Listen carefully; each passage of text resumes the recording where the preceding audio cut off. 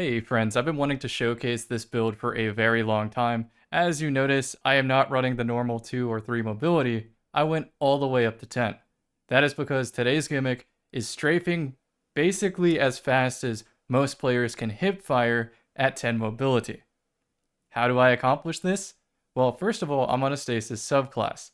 Second of all, I'm using a sidearm with moving target and elemental capacitor.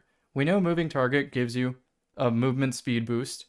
The better way to put it is you get less of a penalty to aiming down sights. An elemental capacitor does the same thing, increases movement speed while aiming down sights, and to be clear again, you're just getting less of the usual penalty.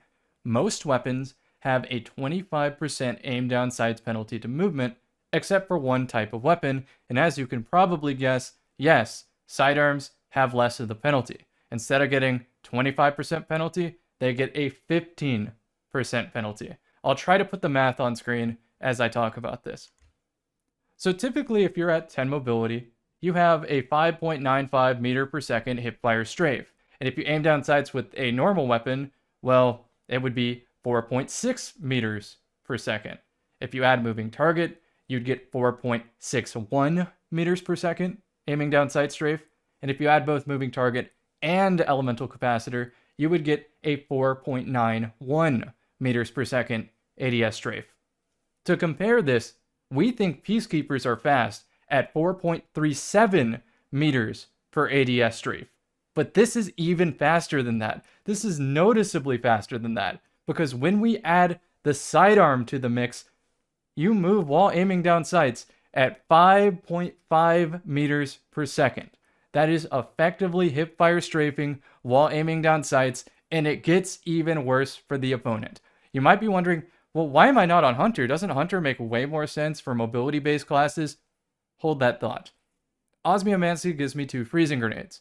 I'm using those grenades with Whisper of Hedrons, which gives me better aim assist, stability, airborne effectiveness, mobility, resilience, and recovery after freezing. How much mobility, resilience, and recovery? 6 tiers. Which means if I get a freeze, I go from 4 resilience all the way up to 10. Which is kind of wild.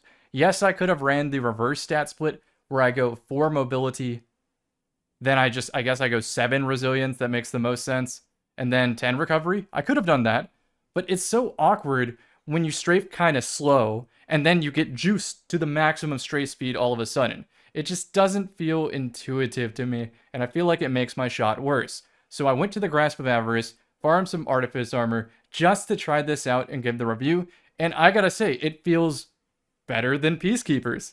Even with the condition that you do have to land a cold snap, to have your gun absolutely juiced and shooting way out of its aim assist drop off because of that extra stability, I still think it feels better than Peacekeepers. That's crazy, considering that a lot of people consider Stasis Warlock maybe the final boss of the Crucible. They just hate playing against it. But anyway, this is the best stat split I can do with the following fragments.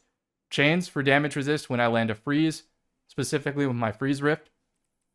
Whisper of Conduction. Shards track to me. That's important because I'm using Glacial Harvest. Freezing target creates stasis shards around frozen targets.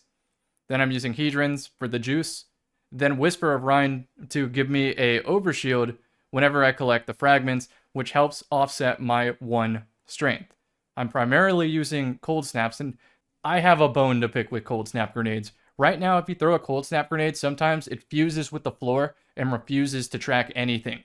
Sometimes it does like half a second later, and that ends up messing me up on the receiving end, but when I'm trying to make a play, I want it to consistently go towards my opponent.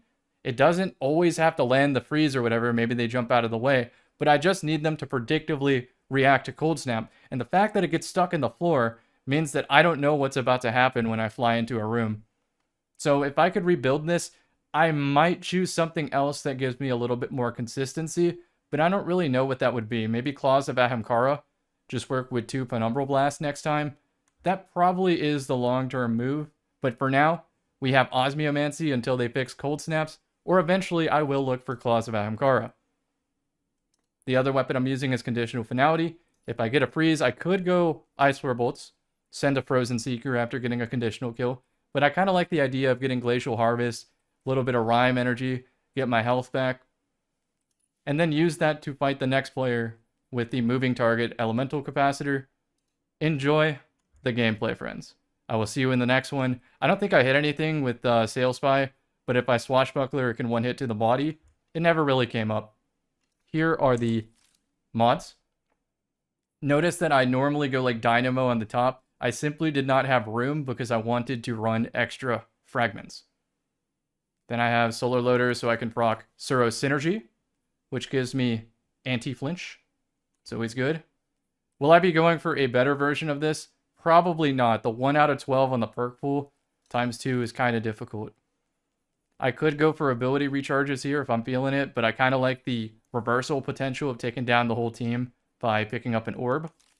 And I could go Whisper of Bonds too, make an orb after defeating a frozen target, and go the Ice Flare Bolt route. There's a lot of mix and match ways to run Shadebinder, but this is just the way I settled on for today's video since I think it is the easiest to replicate.